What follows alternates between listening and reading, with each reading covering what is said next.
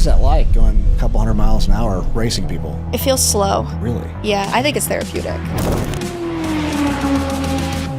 What's it like, though, when you're actually wrecking? I mean, is there fear? It's not fear.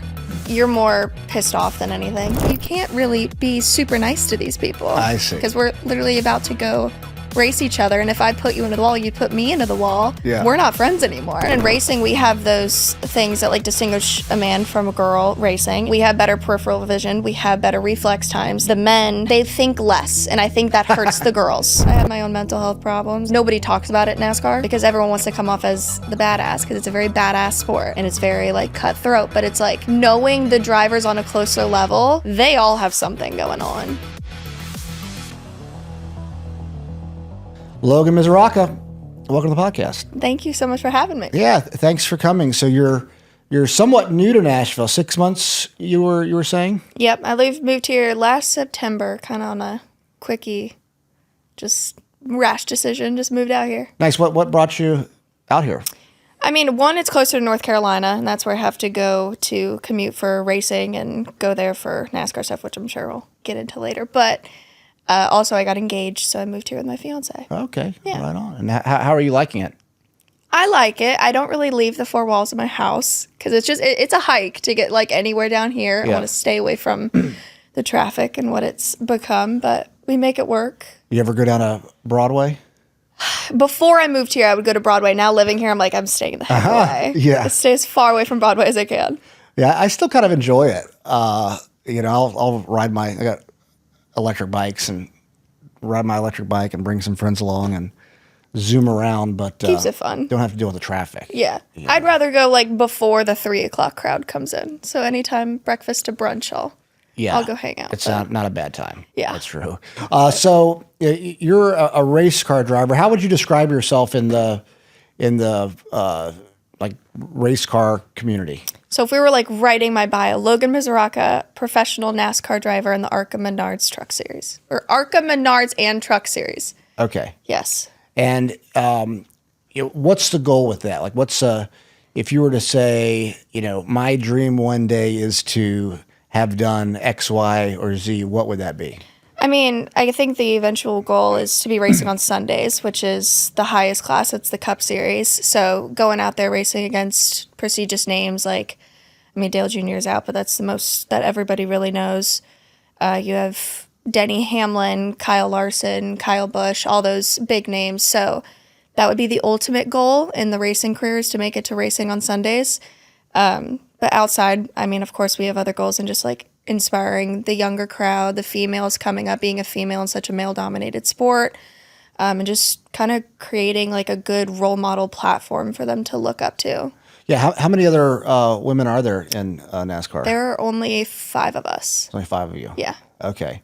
And are they in different series, or how does that work? Some of us are in different series. There's 3 of us in ARCA and 2 in Xfinity right now.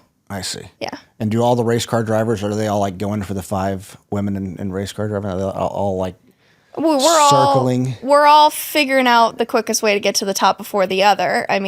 It's kind of cutthroat at times, especially against us girls. But we're going against a bunch of boys too, so it's not really just hammering down on the girls all the time. But we're all trying in our own way to get to the top, and whoever gets there. It doesn't really matter who's the fastest to get there, but whoever performs the best when we're there. Well, I was saying too, are all the men though in the sport, are they all trying to like see who dates the 5 NASCAR drivers? I can only imagine. Oh yeah. It's a lot of testosterone. They're like, oh, there's, Logan. I think that was more so like the younger, like when we were like more at the amateur level, like that's kind of like the biggest worry that we had to worry about, like all the boys wanting to date the girl driver, whatever. But I think since we've gotten to this point, being in NASCAR, it's more handled as a business. Mm-hmm. So, yes, you get some this, there, and the other that try to like, oh, hey. Yeah. And it's like, no. Like, no. I'm here to do the same thing as you. I'm here to beat you. Yeah, I'm here to beat you. Like, there's no thank you. So now it's more so really not that bad of an issue. Plus, we're not the nicest people. No? Well, you can't really be super nice to these people. I see. You can't be all like, oh, hey, how's it going? You want to go out to dinner? You want to go like hang out? Let's go hang out on the weekends because we're literally about to go race each other. And if I put you into the wall, you put me into the wall. Yeah. We're not friends anymore. Right. So it's best to keep like, yes, we're friendly, we're cordial, but keep a healthy distance to where it doesn't just blow up and cause more drama. Yeah. So how did you get even involved in race car driving? My dad races. He races 360 sprint cars on dirt. I don't know if you've seen those before. And then his dad's dad raced up in Long Island, New York. So it kind of just ran in the bloodline. And they were blessed with a daughter instead of a Misuraca son. So okay. I was next when in did line. when did you start racing? When I was 4. Okay. What was that? Those go-karts? Little quarter midgets. It's like maybe this tall, and you're in a full roll cage, and you're going maybe like 25 miles an hour, and that's it. But I mean, 4-year-olds get competitive. Yeah. I mean, at 4, I was super competitive at 4. yeah, I think we were meaner at 4 years old than we are now, because we didn't really know what pain was or fear. We were just driving it in there, didn't care if we wrecked or anything. So we were more reckless then. What was it like? So you're 4, you're doing one type of racing. Like, how do you step up as a child? So my story was a little different. I started at 4, yes, and then I'd be at the racetrack every single weekend with my dad. But as I grew up, Mom wanted me to be her dancer. She wanted me to be the ballerina of the house, focus on dancing. So I was a competitive dancer from 3 years old till I was 18 years old. So that was like my full-time thing. That was my passion. That's what I was like 100% into. I would still race on the side like here and there, but I never really took it serious because like I didn't see a life of that after high school, just because I knew my dad didn't really have much success in making a career out of it. It was more of a hobby. I didn't really want to make a career out of dance either. It was just kind of cave time, and I was really good at it. And once I turned 17 is when I was like, I want to do this every single weekend. I got burned out on dancing and wanted to go racing all the time. So ever since then is when we stepped into legend cars, which was more so, it was way more competitive. You have a crowd of people that are more your age that have been doing it all their life. Me, I'd done it all my life, but not like super competitively, super actively working on my racecraft. From there, I stepped up to late models, then into NASCAR. So it takes longer than it's all money. So it'll take longer for other people than some people to move up, because you have to have sponsors to fund you or parents' money backing you to like really grow up the ranks. So some people can do it quicker than others. I was lucky enough to find sponsors when I was at a very young age. I was very good in front of the camera. I was very good like talking to people, and I think I got that from the dancing side of like putting on a show for everybody. Yeah. So I was able to really work the business side of things and get sponsors and start making big deals here and there. So I mean, what is the cost of something? So like, I'm sure every level costs more. So give us an example from where you started to the next series cost this, the next series, and then if you want to go to NASCAR, it costs that. So we'll start with Legends when I really got into it. That would be maybe $1,000 a weekend, like nothing to us. And that would just cover like tires, having the team work on your car. Once I got to late models, and it grew to like $6,000, $7,000, $8,000, still healthy, like still not horrible. That's a week though. That's just one weekend. Okay. That is one day going out for the race. You get there at 11 o'clock, you practice, you race, you're done. That was $8,000. Wow.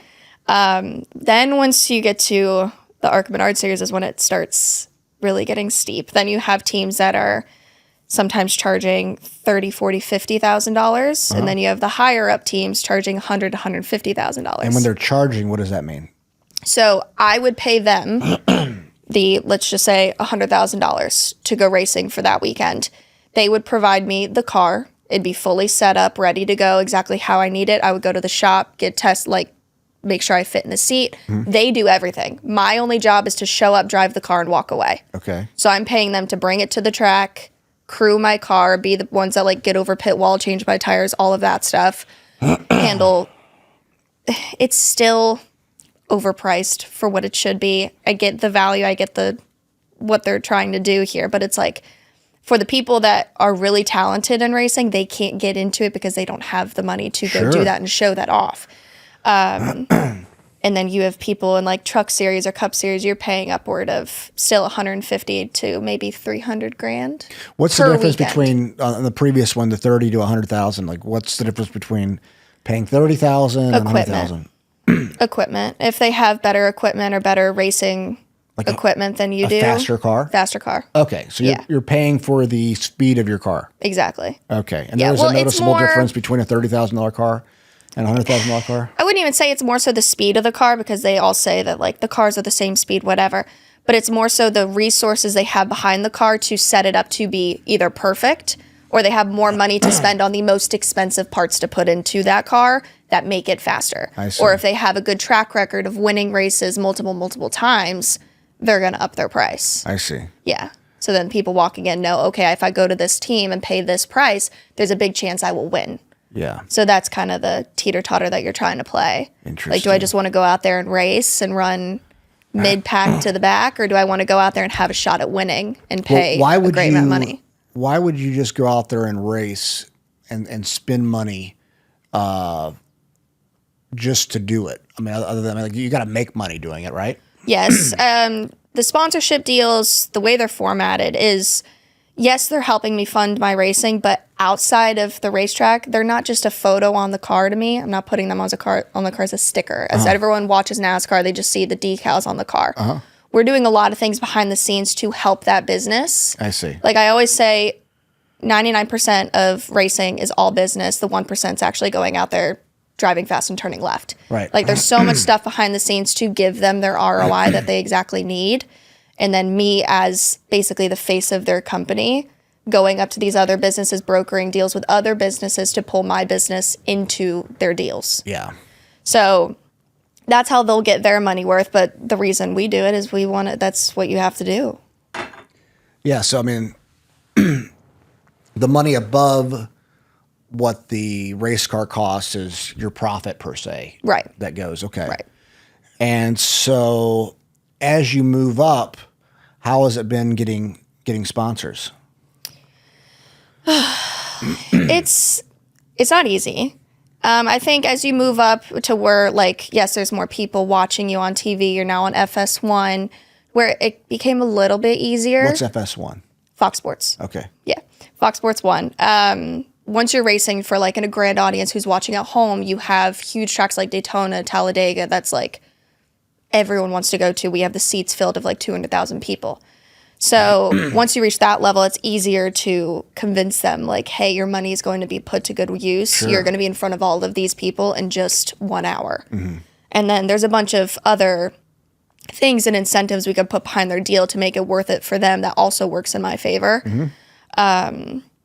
It hasn't gotten easier. I thought it would by going up, but also the price is going up, so it's going to get harder. So it kind of just levels out. When I was racing at a younger level, to ask someone, hey, can I just have $1,000 so I can go run this? Also, I'm a cute little kid at that point where I'm like, please. Right. Of course, here's the check. Like, that was easy. Now it's like you're talking real money, you're talking real business deals, and it gets a little more complicated. Yeah, so and you're in the where it's $30,000 to $100,000 every race, right? Right. So, like, what car do you pick? Is it based off? I mean, are you going with the? Yeah, so that's where you have to, because say you approach a sponsor and their budget's much lower than what the race would cost if you wanted to go with the best team. You would have to go with a lower team, not exactly a lower team, but a lower budgeted team. And do you take that risk of, now it's my reputation on the line? Do I take the chance of going out there to where the grand world sees me running in the back and just thinks, oh, she's just another driver that comes with a pretty face and can't drive? Or do I wait until that money sums up? Sorry, I can't take your budget right now. We'll revisit it, and then put two businesses together to go racing with a higher budgeted team. I see. To where, but that can also mess me over, because if I'm going with a higher budgeted team and everybody knows they're a great team and I don't perform well, it's hurting my reputation too. Yeah, that's what it's about, though. Like, are you ready or are you not? Exactly. And so, ultimately, I would think that if money weren't an issue, you'd want the best car every time, and you would be testing yourself as a competitive athlete to see where you stand. Where do you think you stand right now? I think I'm pretty good. Yeah? I think I stand really pretty. I don't think I've had many opportunities to really show exactly what I'm capable of. Mm-hmm. I know what I'm capable of. I have many title championships under my belt, Rookie of the Year at, like, a very good short track that's local in Florida. Like, I've proven myself to me. Like, I know what I can do, but I haven't really been able to show everyone else what I can do, because I don't have the huge budget. I'm Sure. not able to pick the high team, which I just signed a deal. Nice. I'm going with a very, very good team. Nice. Bristol, September. But I haven't had that in the past to really be able to show exactly what I'm capable of and of showing that I can do. When you are going with like a higher team, so you got Bristol and when? September. Bristol in September. So that's an opportunity for you. Right. So I would guess like right now you're focused on, you're thinking about Bristol in September. You're like, this is an opportunity. Yep. I've got to perform. Yeah. Don't blow it. Exactly. And so what do you do to get prepared for something like that? We have, it's called iRacing. It's a simulator. So you're literally sitting in a roll cage, wraparound screens around you. You can play with the setup. You can play with everything. And you just drive the track without you have an escape button. Yeah. You don't have to worry about paying for the car to get fixed. Sure. So we run that like crazy. Obviously, gym time, you'll always obviously need to be in the gym. I'll probably start worrying about that more so getting closer to the race, making sure I'm like cardio there. I mean, I'm okay. But when it comes to like the normal training, then I'll go to the team, talk with the crew chief, see what they've had in the past, what their data shows in the past that they've had issues with or where they really excel, so I can customize that to my racecraft and my racing strategy. I see. Because a lot of us have different racing styles. Okay, so yeah, give me an example of that. So we'll use like a short track, for example, where a lot of people will like to be on the throttle longer, jam on the brake as hard as they can to slow that car down, which they'll be on the brake a little bit longer rather than somebody who lets off a little bit sooner, doesn't use as much brake, and has more momentum in the corner. I see. But the car reacts way differently to those two different styles. Yeah, depending on how it's tuned Exactly. up, right? So the spring setups would have to be, okay, well, I like to brake less, let off a little bit sooner to have a greater momentum to get a good carry off. Yeah. My spring ratio needs to be set up to where it doesn't dive the car forward to where my car's just scooting up the track. I see. It's all setup wise. What's your race style? Let off earlier, brake less. Okay. Yeah. I like to have a carried better momentum to turn the car in the corner and get back to the gas sooner. Okay. Yeah. Interesting. So when you're out there competing against all these men, are they in the back of their mind, are they not wanting to lose to a woman? Again, we found issues with that more so in the beginning of me racing. Now we all have the same level of respect towards each other because we all work our butts off outside the track to get there, get the money to go there. We all know it's not cheap. Mm-hmm. We all know we can't really just wreck into each other if we're not having a good day because you're going to charge yourself another $50K or you're going to charge them $50K. And it's not going to help because you're literally like, don't leave crumbs. You're literally going to have to see them next weekend and something's going to happen. Of course, in the boys' back of their head, they don't want to get beat by the girl. Right. So I think if it were up to it and we were competing for the win, first and second place, they're going to do something to get you out of the way. I see. I mean, that's just the craft of a man. No offense. Hey, it's none taken. What if you wreck, then what happens to the car? Like, do you have to pay more? Is there how does that work? It depends. It depends on the team. Sometimes there's a crash clause put in place. Sometimes there's not.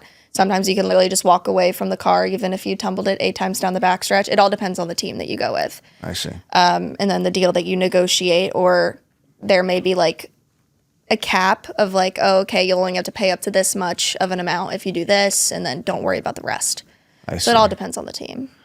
Okay, yeah. I would guess, yes, that's interesting. I would guess that it would obviously cost more if you wrecked because they got to fix the car. But exactly.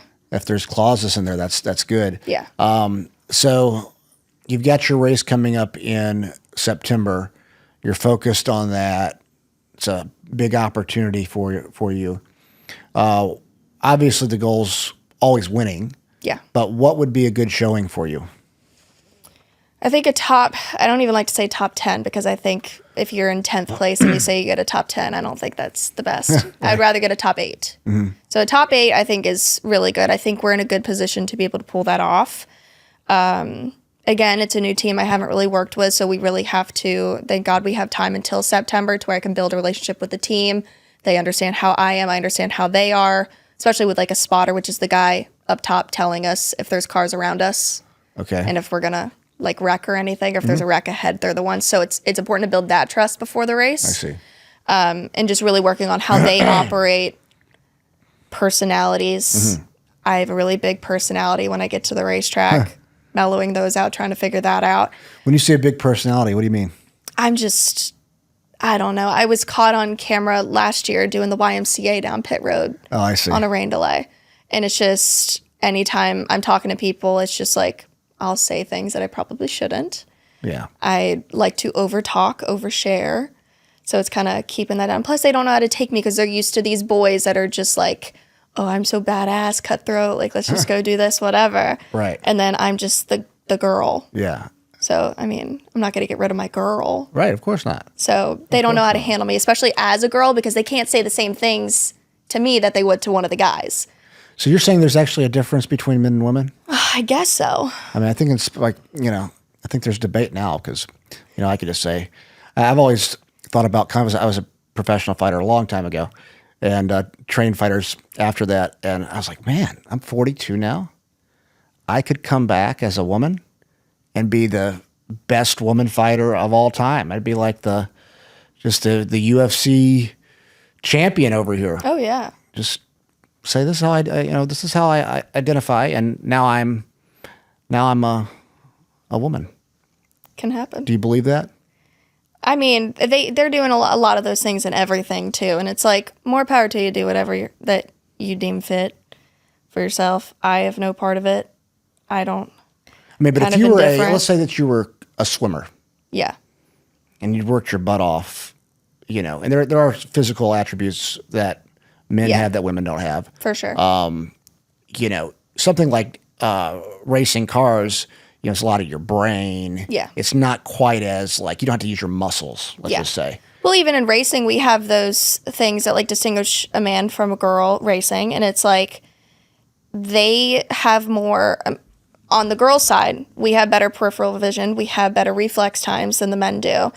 The men have more, I wouldn't even say it's less fear, but they don't get, they think less. And I think that hurts the girls. Interesting. Yeah. It hurts the girls. They think less, they just do. Mm-hmm. And that's just known out of everything. Men they think less and just do it. Sure. The girls, we think about everything before we make that next move, but sometimes that messes us over because we're thinking too long. We should have made that move and we could have won the race if we would have made the move. The men just do it. They don't care if they're going to wreck. They don't care what's going to happen. Right.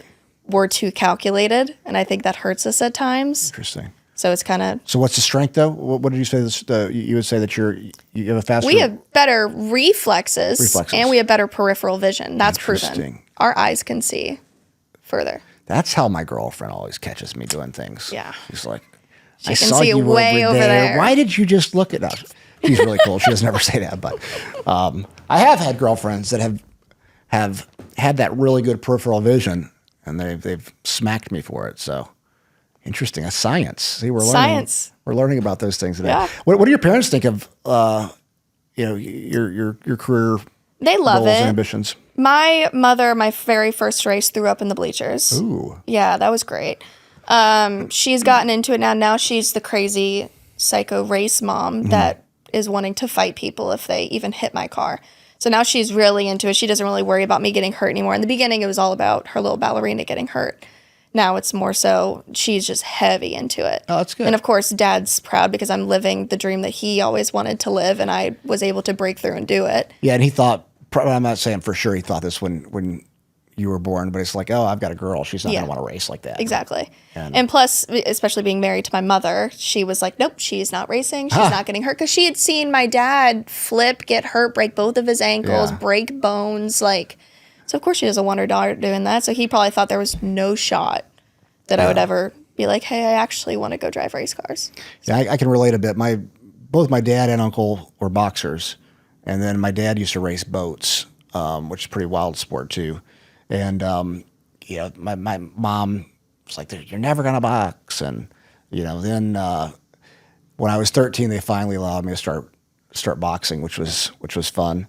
And they're like, you're never going to fight MMA. Like, we don't want you doing this. And la, la, la. I'm like, oh, I'm going to do Oh, this. I'm going to do it. Yeah. And Yeah. then they had to get used to it, watching it in the stands. But, if you've got good parents, there's nothing like having the support of your parents Yeah. and doing it. It's a lot more fun when you're successful because all the sacrifices that they've done Right. for you growing up and I'm sure your parents were at every race Mm-hmm. and, they're as much a part of it as you are in many ways. Yep.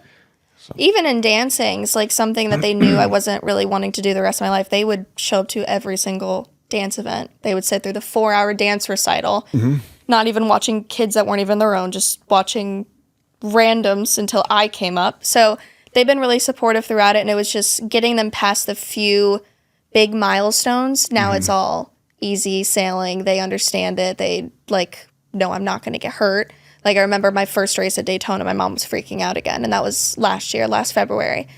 And, I mean, you're going 200 miles an hour around 40 cars, and this was, my first big NASCAR event. Sure. And so she's freaking out. I think my dad freaked out more than my mother, though, the Really? one who has raced his entire life. And Mom's like, no, she's got it. Maybe? No, she's got it. She can do it. And I had no worry in the world because I've driven Daytona plenty of times over just doing ride-alongs at the track. I take people for rides at 180 miles an hour. So nice. I'm used to that track. Yeah. So I was like, I'm fine. I don't know why you guys are freaking out. They're like, you should be nervous. Yeah. You're like, no. Yeah, that was a breeze. That was What is that like going a couple hundred miles an hour racing people? It feels slow. Really? Yeah. So I would say short tracks feel way more chaotic, when they're shorter in length. The big super speedways where you're actually hitting about 200 to 207 miles an hour, your frames and your eyes are it's too fast for your brain to respond to, so it's moving so slow. And the car just mellows out because now your car is zoning into the cars around you, so it's almost canceling out the noise. Yeah. I think it's therapeutic. It's very meditative until something starts to happen. Right. But even when the wreck happens, the wreck is happening in slow motion Yeah. in your brain. Your body, no, because you'll be like, okay, I'm wrecking, but I can't physically do anything yet because my brain already knows. But my body's not moving yet because the channel isn't responding quick enough, whatever. Yeah. But so everything that's happening as it's happening. It's not like, oh my God, it just happened so fast. It's like, no, it went really slow, actually. Yeah. That makes sense. It's always with fighting in many ways. It's like everything is happening really fast, but it kind of all slows down. And even when you're getting punched, people are like, does it hurt? Like, no, actually, you don't feel anything. Adrenaline. Sometimes when you get kicked in the leg enough, it hurts. But Ooh, yeah. the face stuff never really hurts at all. Maybe if you're to break your nose or something like that, but you don't feel anything. I've never been punched in the face. I would like to never be. That's good. Well, I mean, I hope you never get punched in the face unless Thank you. it's an organized, Thanks. boxing training or something like that with a headgear. That's the best way. But yeah, so I can relate to that. What's it like though? Like when you're actually wrecking? I know you said it goes slow, but is there fear?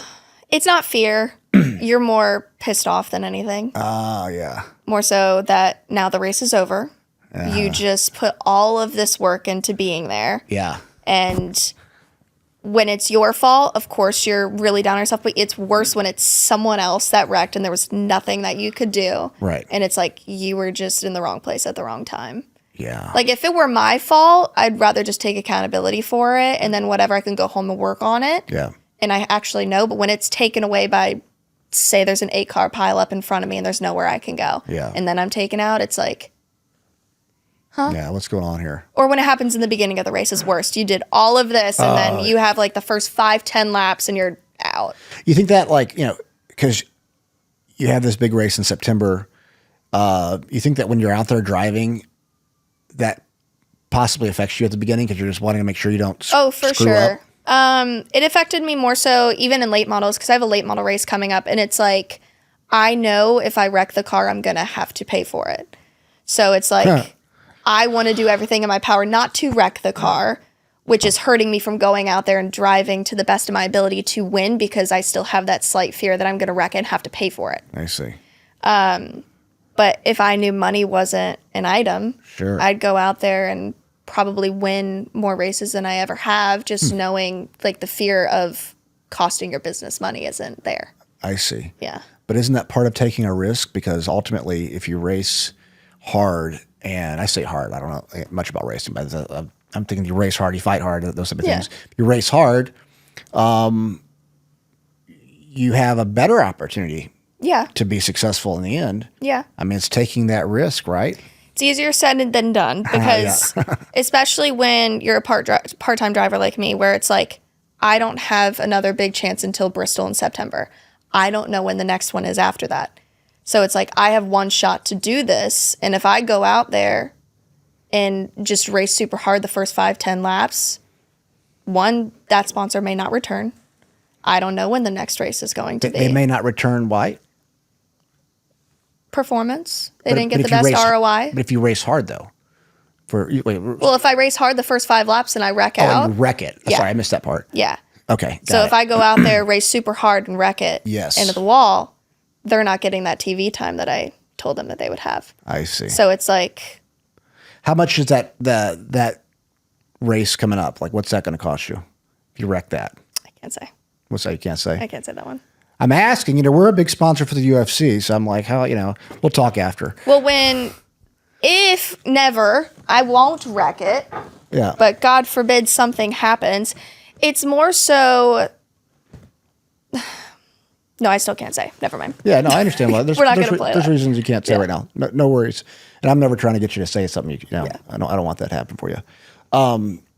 But yeah, it'd be interesting, like what you're saying, because I've never thought about it from a race car driver perspective. I didn't understand kind of how it worked. But if you're always somewhat concerned with wrecking because of, I say lack of money. It's not. I mean, you obviously have money, but it costs so much to do this. Right. You might not be able to give your best performance every time. Exactly. Yeah. Yeah. And so people with a good amount of money, or even more money, have a better shot of being successful because they don't have the. They don't have to worry about the money. Interesting. Yeah. Yeah, and they can go run hard every They can single do whatever time. they want. Yeah. Yeah. Because then they got the pocketbook behind them, either from their parents or whatever, that can just hand it over to the team. Here you go, fix it. See you next weekend. Yeah. It's not like that for me. No, I get it. I mean, it's. I was raised without a lot of money growing up. My parents could have never afforded $1,000 a week. Yeah. I mean, that would have been. There's just no way. So I can really understand, what that's like. I've looked at it like in business and just kind of success overall. That lack, though, the not having, has always driven me to work harder. Right. And it's like, I mean, it would be interesting to see what someone like you could do if you're able to run, hard every single time and give it 110%.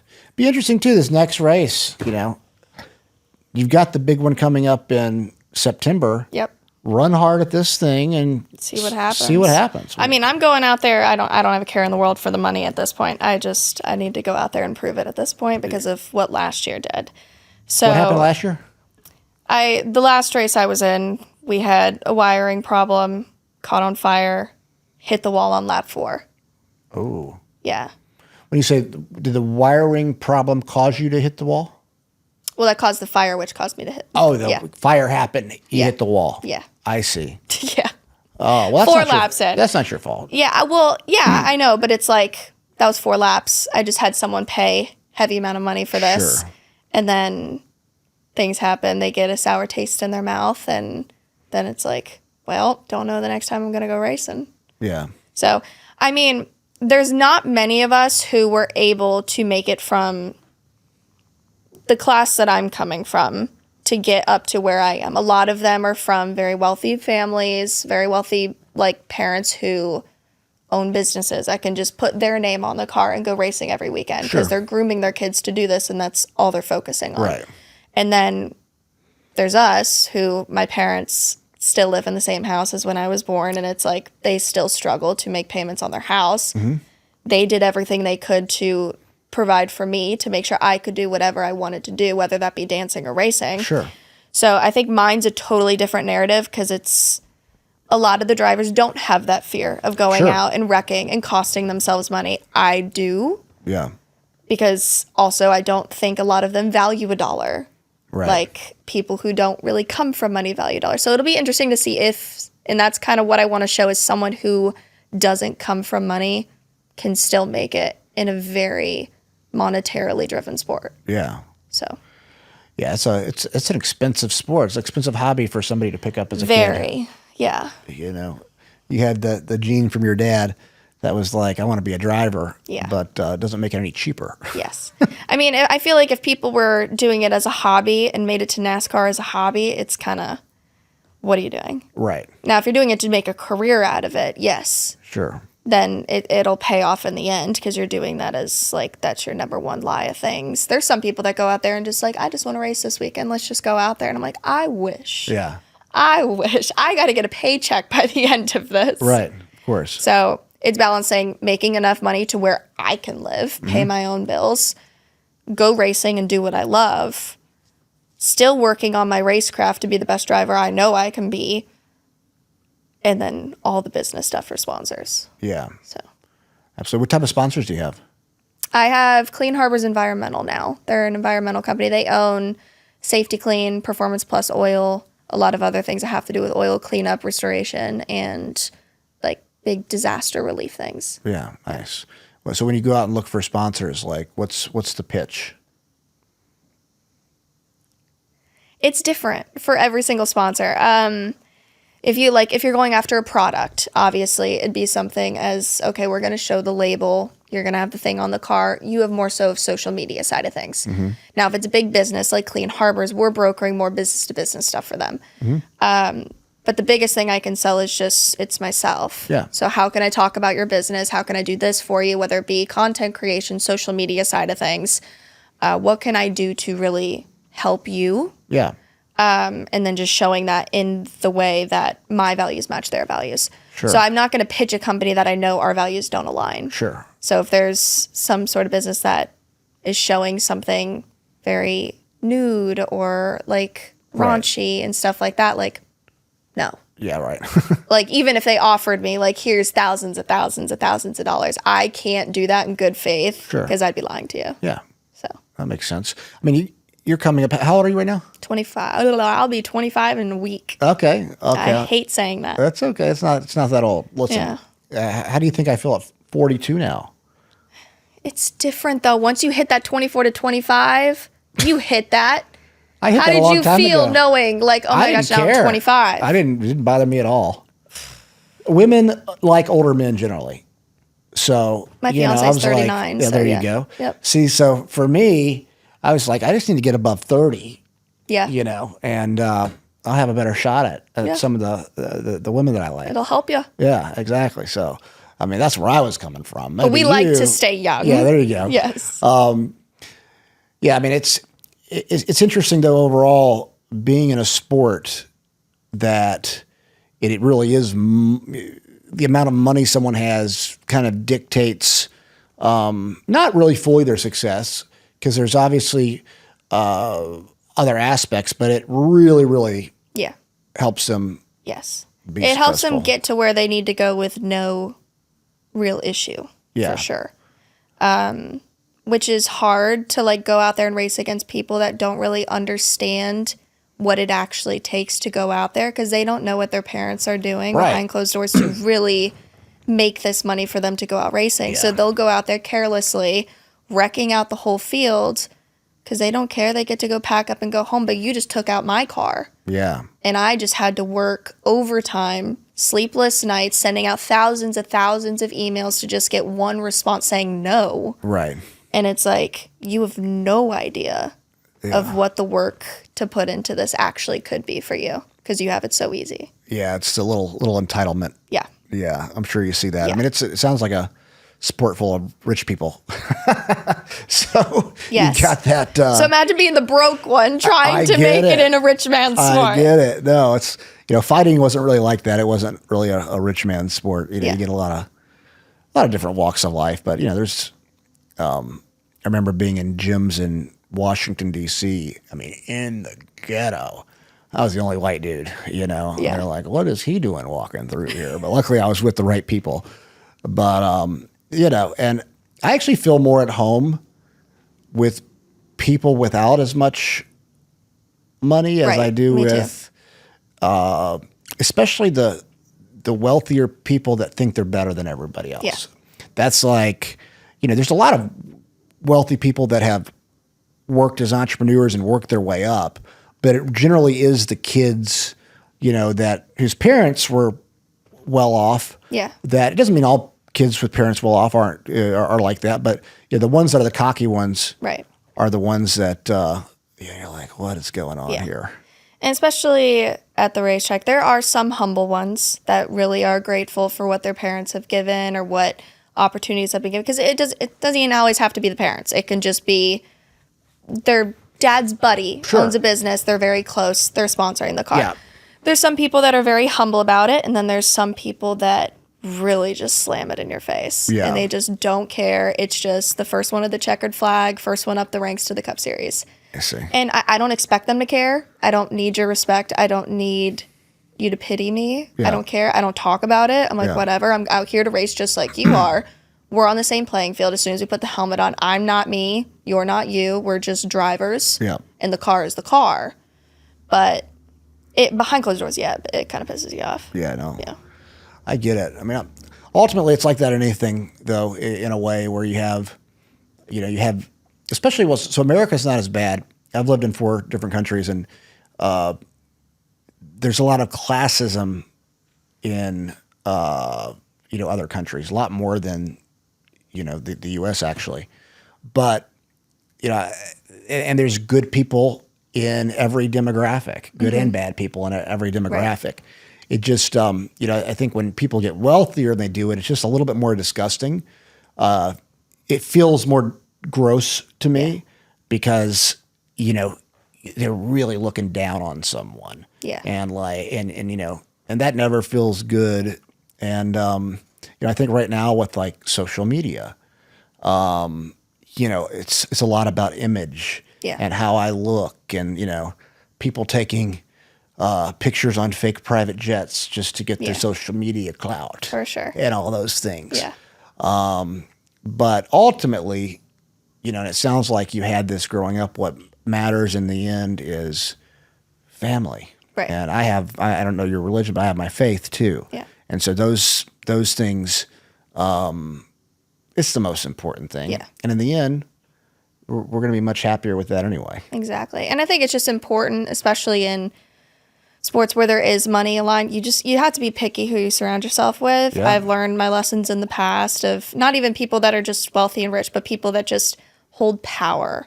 Yes. And being a girl and knowing that you have to navigate who you can and can't trust.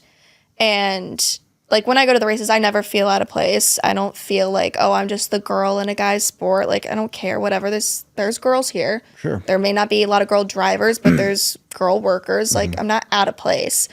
Because I surround myself with good people. I'm very picky of the people that I let into my inner circle in racing. I don't overshare, don't like to talk to many people, and I just keep to myself because I don't want to get involved in their drama. Right. There's a lot of drama over there that I don't mess with. It's kind of why I haven't moved to North Carolina yet, because I'm like, you guys come with too much baggage. So I'm staying away. But as long as you be picky and really careful and don't overshare. What do you mean? People, What do you mean overshare? Because you can just trust the wrong people. Oh, I see. For sure. Especially when everyone out there is looking for sponsors. If you tell them you have some sort of little hidden tactic figured out, they're going to steal it right out from underneath you. I see. And take your money. Yeah. So don't overshare with that. Yeah. I mean, ultimately, from a sharing sense, I think as human beings, vulnerability is important though. Yeah. You don't want to be sharing secrets in a competition that could have you lose. Right. But do you know who Brene Brown is? Mm-mm. So Brene Brown, she had a speech on a TED Talk called "The Power of Vulnerability," and they wrote a book on it, and it talks about that we can share and we can be vulnerable with people, and yes, they can use it against us. Yes. But what we get from it overall, if we practice that on a daily basis, is so much more than we get from keeping those aspects of ourselves away from people. Right. And I guess it's just hard for me because I've been bitten so bad in the past to where I have my own mental health foundation now because of the stuff that has happened, trusting the wrong people. You have very inappropriate ways of going about running a racing business. And I've been caught up in that. So running a racing business? Running. Yeah. Like in the amateur days when I was like racing late models and stuff, there were people that just treated it very inappropriately. The fact that they had a girl driving for them. Oh, And I see. it started to get to my head to where it was like, okay, they're not respecting me as a driver. They're just, here's your paycheck. Yeah, whatever. Go have fun. And then on the outside saying their comments, doing this, trying to make a pass on me or do this when I'm only 17, 18 years old. Like, I don't know any better. And I mean, I ended up hitting someone across the face for it once, but That I mean, girl. That's whatever. good. Yeah. They deserve it. You grow a pair at that point. That's right. Yeah. Exactly. I mean, you're in racing. You have to have one. Yeah. Like, so it's made it difficult, of course. I have my own mental health problems. And I share that. I'm very vulnerable about that. I share that on my social media. I have my own foundation about it. Very open about it because nobody talks about it in NASCAR. Sure. Because everyone wants to come off as the badass because it's a very badass sport. And it's very like cutthroat. But it's like knowing the drivers on a closer level, they all have something going on. Sure. Like We all do. yeah. And so I made it very known and put my story out there. It's on a website. Like it's just planted out there for the whole world to see. What are some of the issues that you've dealt with? Well, it was more so in the amateur days. The one case scenario, it was essentially one of my owners did not want me to win above him because I wouldn't kiss him. Oh, okay. So we went out there. He ended up stealing the championship from me. Wow. When did that happen? This was 5 years ago. 5 years ago. 5 years ago. So it was the owner of the race car team. Right. He didn't want. How did he steal it from you? Went out there and raced. It was his team. He owned the cars. He could go out there and race the car and whatever. And he ended up, I mean, there was more cars in the race, whatever, but it came down to it was either me or him winning the championship. And he went out there, cheated, so that I ended up getting the championship instead, in a way, because he ended up cheating using the same set of tires. You're not allowed to do that. Little logistics. Goes out there, took the championship from me, whatever. And, so then were you racing too, though? Yeah. So how did he but when you say steal it, like what? So we had 2 races that night. We had 2 50-lap features. After the first race, you're supposed to keep the same tires on the car for the second race. He put a brand new set of tires on. Of course, he's going to be faster than everybody else out there. Sure. So he goes out there, wins the race, takes it from me. I had a great lead to where I wouldn't have lost it if that didn't happen.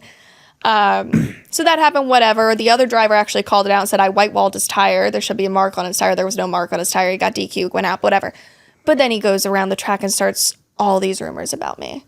Like, oh, Logan couldn't, like, keep her panties on, essentially. And I'm like, I don't even know you people on that level.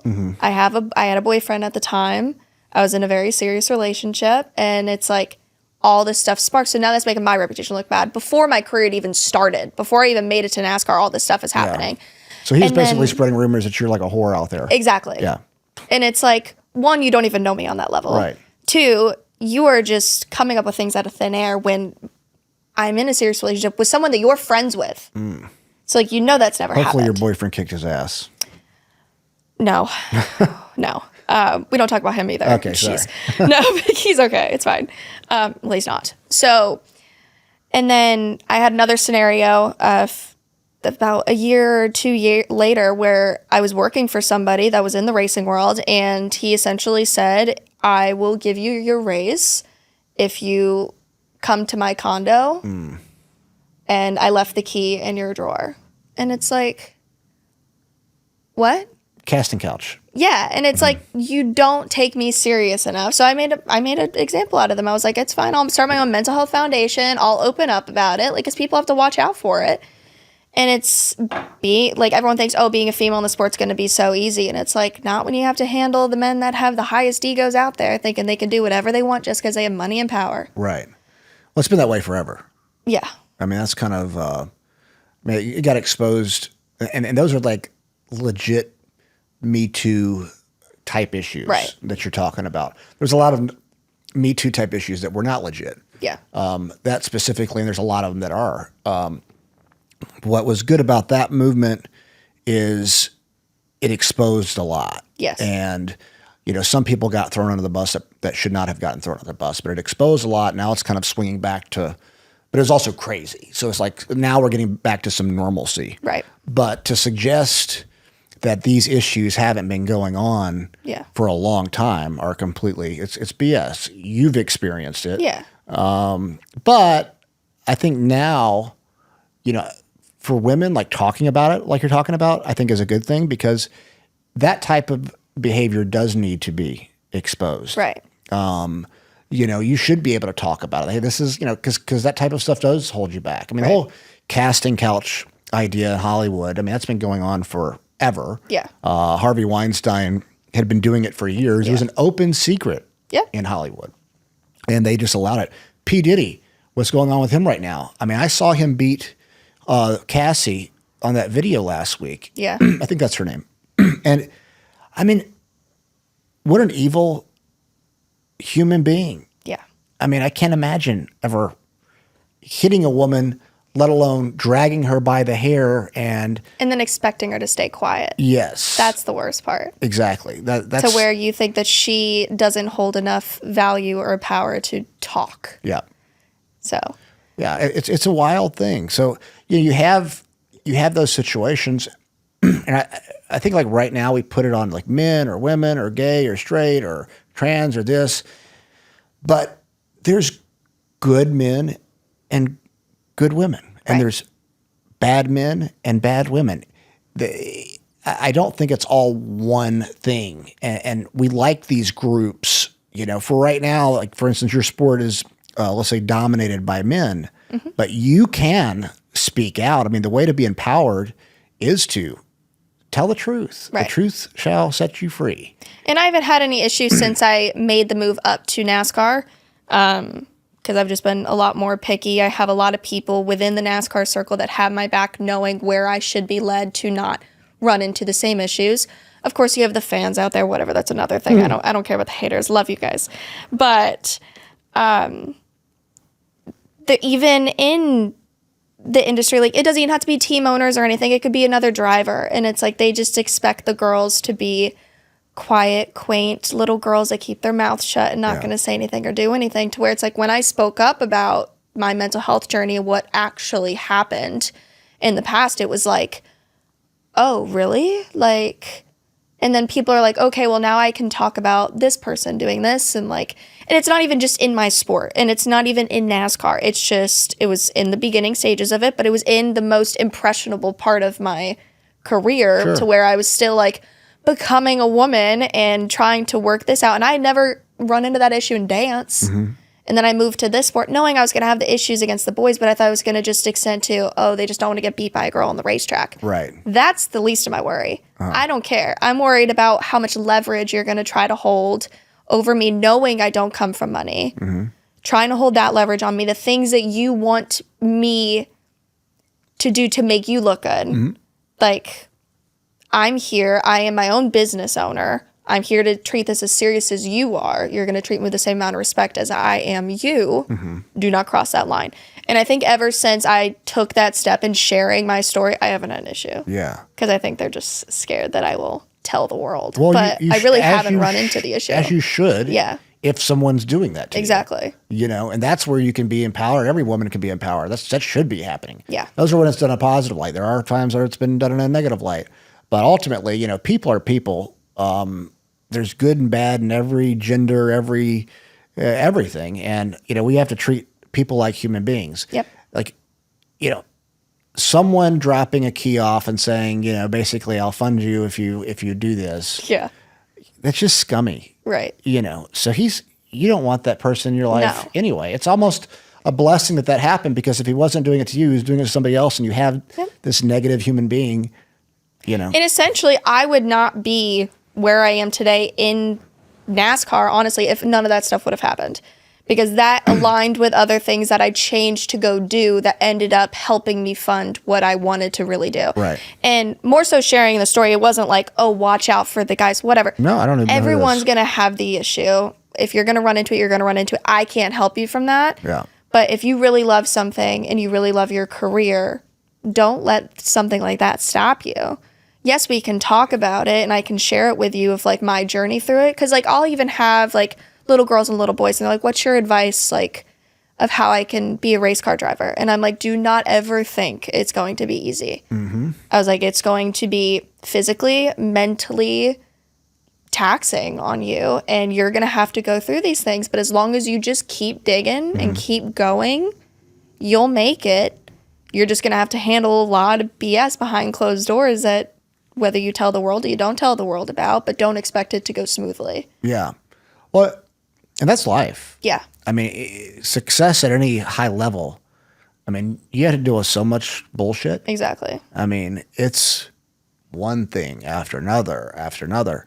And, you know, in a lot of ways, success is measured off of how much bullshit you can put up with Yep. and get through. Yeah. I mean, I remember, you know, praying multiple times, 42 now, but I mean, the last 10 years have been a major struggle and we've done very well, but the stuff we've been through has been very, very difficult. And I'd be praying to God to like, hey, you know, help me with this, blah, blah, blah, you know, and certain things weren't happening fast enough, you know, or didn't happen and the prayers weren't answered at the time. And I look at it now, like God put everything at the exact perfect time for us. Right. Because we weren't ready for it Exactly. yet. And it's a blessing. Like, thank you. Because I'm just grateful. I'm like, okay, I'm just trusting you. You just, because half the time I don't even know what to do now. Exactly. I'm like, hey, God, what do you want me to do? Just, if you want this to happen, make it happen. If you don't, you know, and, you know, kind of give it away that way. But that's it. I mean, like your success in many ways, yes, you have the financial boundary. And we should probably figure out other words than boundary because you can figure that out ultimately in the end. Yeah. But it's going to a lot be dependent on how much you're willing to put up with. Right. You know? Exactly. How do you overcome that adversity that you were just talking about? You overcame adversity. Yep. You had an obstacle, it was an issue, and you turned it into an opportunity and it made you better. Exactly. Yeah. And that was more so like, especially when I released 1 in a Million, my mental health foundation, it was like, I did it at a time after I had stopped racing for a while because of the stuff that happened. And I went a whole year sitting miserable with my life, not knowing what I was going to do. I was like, I don't want to do anything else but race, but I don't want to be put back into those situations. So once I got back into it, signed another really, really good deal, which led me to where I am today. And so I released it. And I was like, okay, if you let something like that stop you from doing what you love to do, your life's going to suck. Mm-hmm. Like you're just going to live and regret your entire life of the what if and what if this could have happened. So I more so wanted to release it to show that you can still do it, even if you're at a point where you just want to completely give up. Yeah.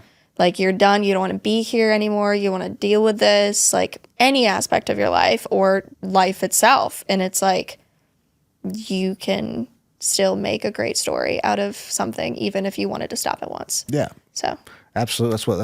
That's what it's all about. Yeah. What mental health issues were you experiencing, like depression from all that? I had severe depression, anxiety. I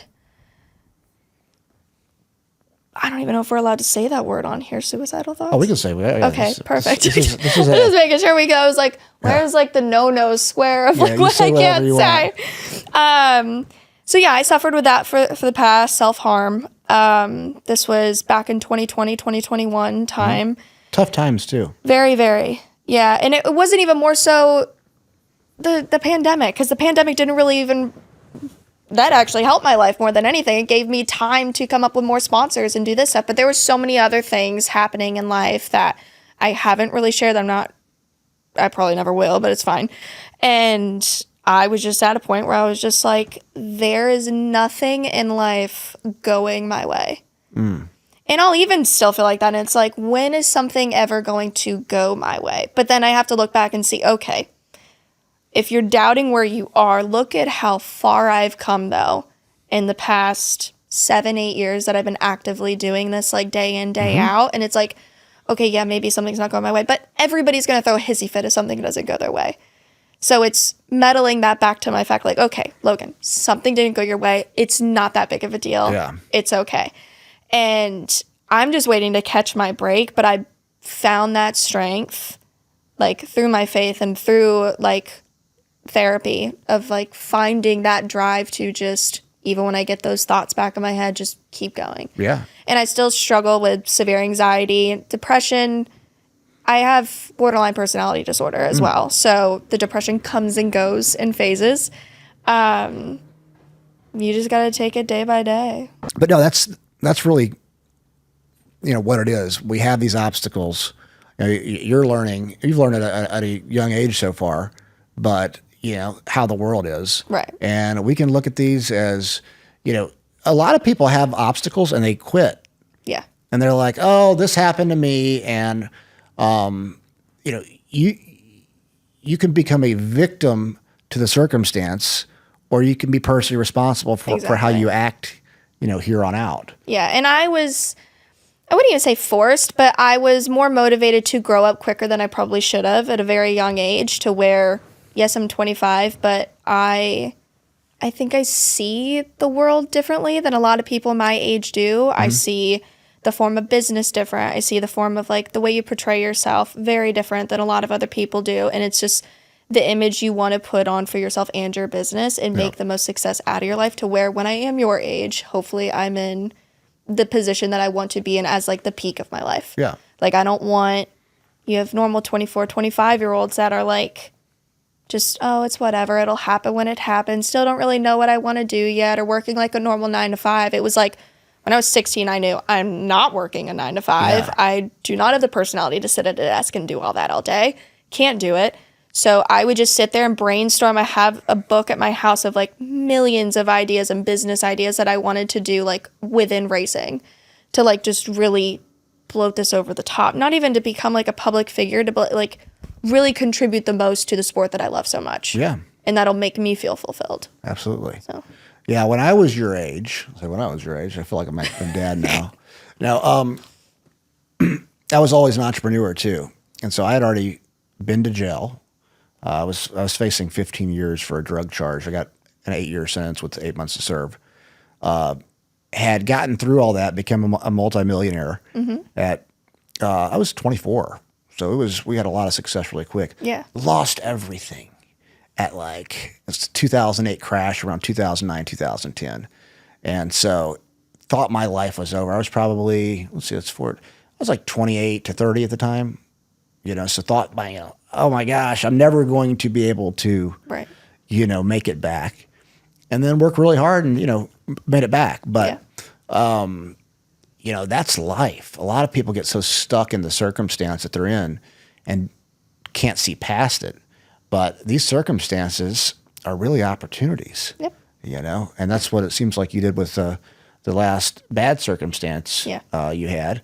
But you're learning a lot, you're getting better, you're working past these obstacles, and you're turning them into opportunities. And I hate when people say, like, oh, it doesn't happen overnight. Success doesn't happen overnight. I don't define success as the amount of money you have in your bank. I think it's a mindset, and you can have your mindset overnight. Yeah. So people say, like, oh, it doesn't happen overnight. You need to keep working at it. But it's like, all you really need to do is click it on in your head and you're there. Hey, I so agree with that. I mean, that's exactly what it is. It's, in many ways the mindset's a choice. Right.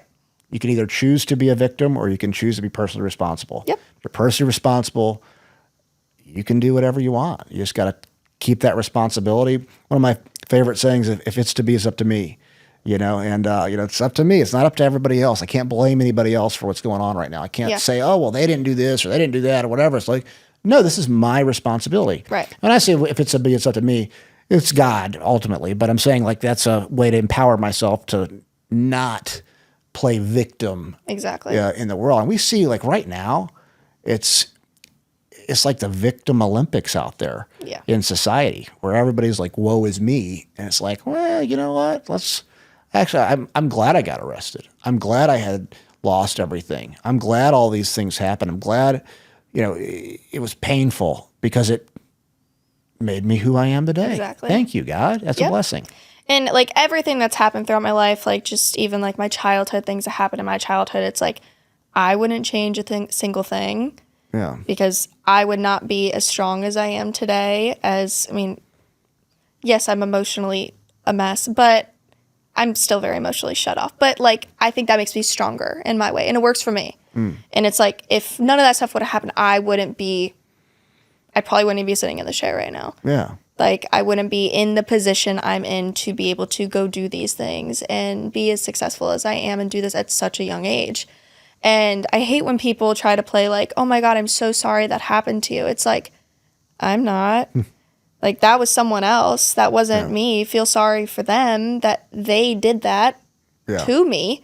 Yeah. I was like, but the second I start playing the victim to myself, I'm wasting time. Yeah. I have to keep moving on. I got to keep doing this stuff. So it's like, even when I find myself in like my mental health headspace and it's like, oh my God, I'm having anxiety about this. I'm so stressed about this. It's like, Logan, Nicole Misuraca, just snap out of it already. Like, you're wasting time. You can't afford to waste any more time. I mean, yes, I can, but I don't like that. I like to keep going. That's what it's all about. Yeah. Anything else you want to say in closing? Love you all. Yeah. Oh yeah, be sure to watch the Bristol race in September. You should come out. Yeah. Well, it's right up the road. What's the date? Do you know? September 19th. I'm looking at my schedule right now in my head. I think I have, That's just like me. I have the calendar in my head. Yeah. I can't write it down. I can't do September 19th, but can you watch it on TV? Yes, you can. Okay. No, I would actually enjoy that. It's my buddy's bachelor party. I think okay. that's that weekend, right? Okay, yeah. Yeah, so I've got his bachelor party coming up. And so you're need to training for this race. Yes. I'm training for the bachelor party. Got it. So, Well, the race is on a Thursday. Oh, so it wouldn't be, then that's not that weekend then. So it's not a weekend. No. And Bristol is that Tennessee? Yeah. Well, I'll try to make it out. See you out there. Well, thank you so much for sharing your story. And I appreciate your grind. I'm not saying I know exactly what it's like from your position, but I do know what it's like, at least grinding and having people feel like people are against you and overcoming the adversity and being successful. And if you look at this from 10,000 feet, you've already been successful. Right. And you've done good things. So I look forward to watching your career here in the future, seeing you do big things. Well, thank you so much for having me. All right. Thank you, Logan. Thanks.